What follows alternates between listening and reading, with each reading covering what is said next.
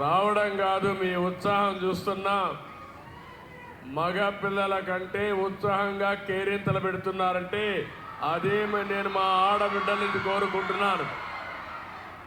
మీరు మగవాళ్ళ కంటే తక్కువ కాదు, కానీ గట్టిగా ఫైట్ చేసి సమర్థవంతమైన నాయకత్వం వస్తుంది. ఆ దిశగా పోవాల్సిన అవసరం ఉంది. మొట్టమొదటిసారిగా ఇక్కడ ఎమ్మెల్యే అభ్యర్థిగా పోటీ చేస్తున్నటువంటి కొండపల్లి శ్రీనివాస్ గారు, రెండో పక్కన ఎంపీగా పోటీ చేస్తున్నటువంటి కలిశెట్టి అప్పలనాయుడు గారు, ఇద్దరు కూడా తెలుగుదేశం పార్టీ అభ్యర్థులే. రెండు కూడా సైకిలే సింబల్. అందరూ కూడా ఈయనకు ఓటు ఏమని అడగడానికి నేను వచ్చాను. మీ ఉత్సాహం చూస్తే నాకు ఏమాత్రం కూడా అనుమానం లేదు.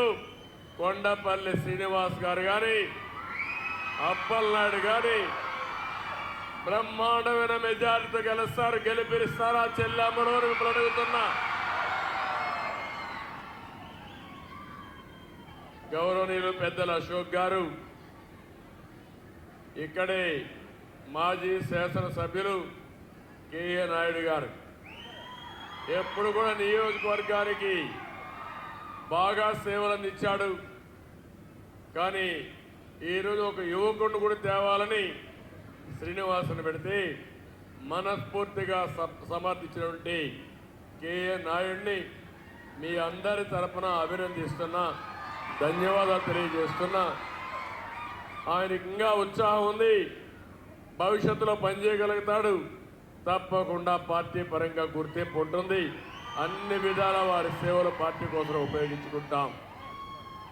ఇంకో పక్కన జిల్లా పార్టీ అధ్యక్షుడు నాగార్జున గారు, జనసేన నాయకులు సురేష్ గారు, బీజేపీ నాయకురాలు పావని గారు, ఈరోజు నేను డాక్రా సంఘాలు పెట్టినప్పుడు ఏ ఉత్సాహం ఉందో దానికంటే మంచి ఉత్సాహం చూశాను మీ దగ్గర నుంచి.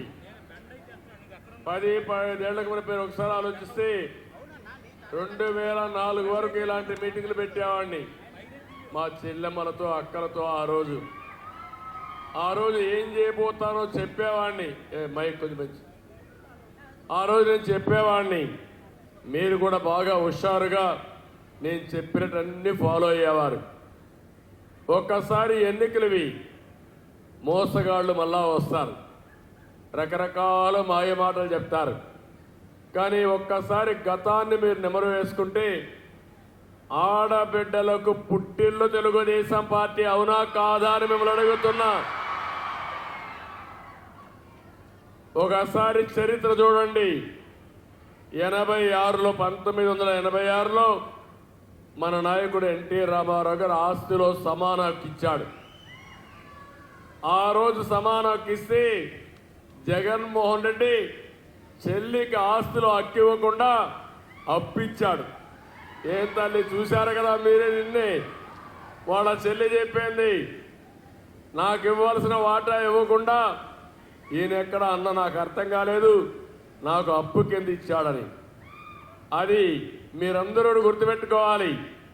ఈయన దయాదాక్షిణ్యాలు కాదు.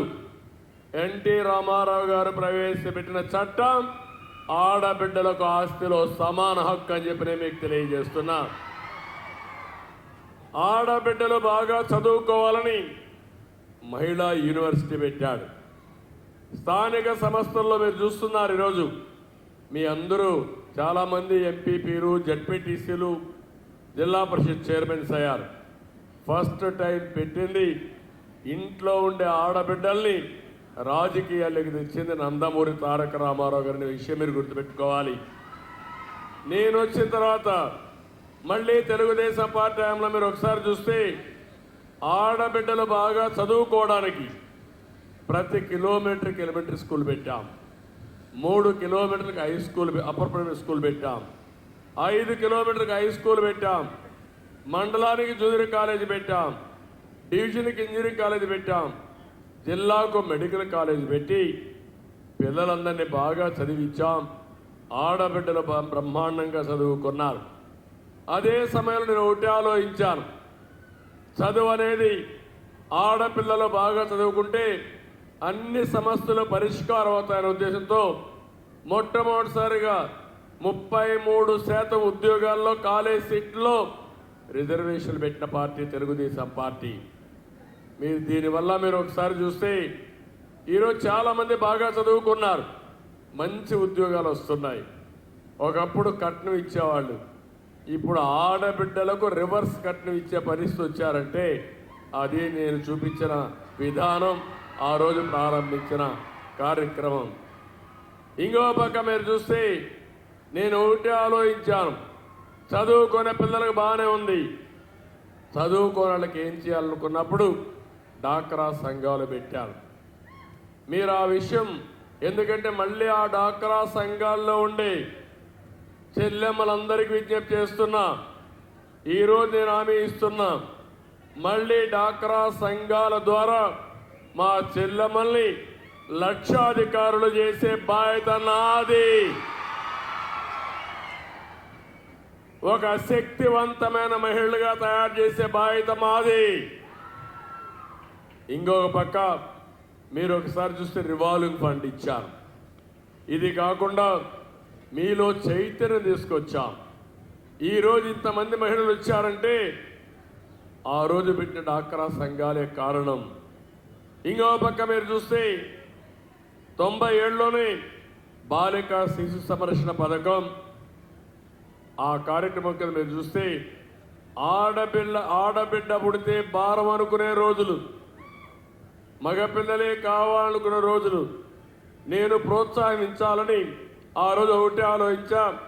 ఆడబిడ్డ పుడితే 5,000 రూపాయలు ఫిక్స్డ్ డిపాజిట్ వేసి పెళ్ళయ్యే సమయానికి ఒక నిధి కింద వచ్చే విధంగా చేసిన పార్టీ తెలుగుదేశం పార్టీ. ఈ విషయం మీరు గుర్తుపెట్టుకోవాలి. ఒక భరోసా ఇచ్చాను, అలాంటి కార్యక్రమాలు చేశాం.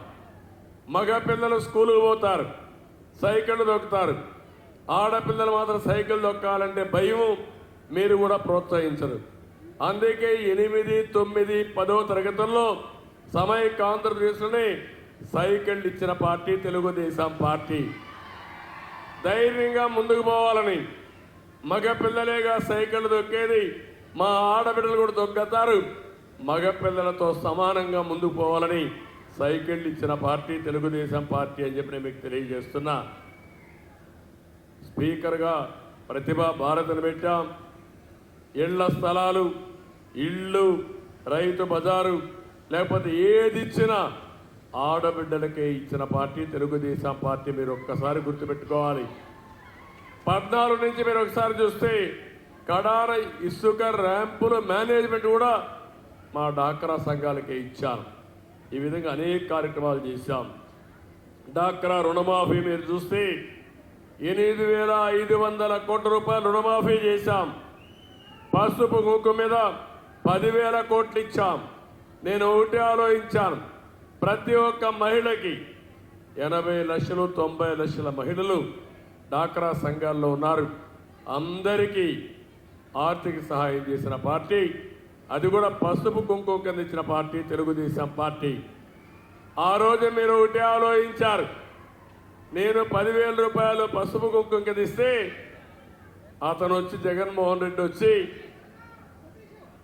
ముద్దులు పెట్టాడు, తలవే చేయి పెట్టాడు, బుగ్గల్ని విరాడు. మీరు కూడా ఐస్ అయిపోతారు తల్లి, అక్కడి నుంచి అధికారంలోకి వస్తానే బాధుడే బాధుడు, గుద్దుడే గుద్దుడు. అవునా కాదా? నేను అడుగుతున్నా మా ఆడబిడ్డల్ని, మీ ఆదాయం పెరిగిందమ్మా? ఖర్చులు పెరిగాయా లేదా? ఖర్చులు పెరిగాయి, ఆదాయం తగ్గింది. అదేనా పరిపాలన అంటే? ఎలాంటి వ్యక్తి అంటే మీకు 10 రూపాయలు ఇచ్చి 100 రూపాయలు దోచేసి జలగా ఈ జగన్ రెడ్డి.